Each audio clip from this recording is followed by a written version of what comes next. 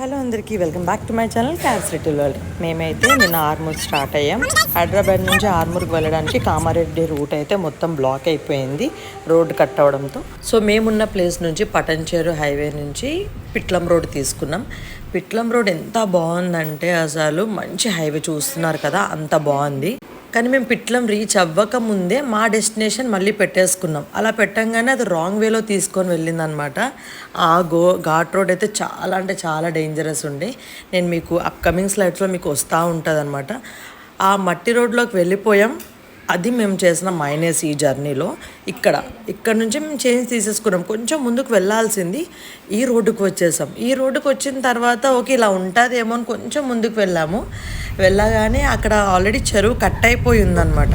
అది క్యాప్చర్ చేయలేదు, చాలా భయం వేసింది. ఆ టెన్షన్, ఆ ప్యానిక్ మోడ్లో క్యాప్చర్ చేయడానికి అవ్వలేదు. సో మళ్ళీ మేము పిట్లం నుంచి బాన్స్వాడ నుంచి నిజామాబాద్ నుంచి ఆర్మూర్ వచ్చాం.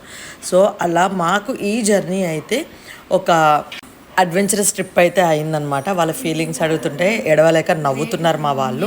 Finally for the first time in my life, నేను ఎన్నిసార్లు ఆర్మూర్ వచ్చాను చిన్నప్పటి నుంచి ఇప్పటికి, ఇదే ఫస్ట్ టైం మాకు 8 hours జర్నీ పట్టిందనమాట.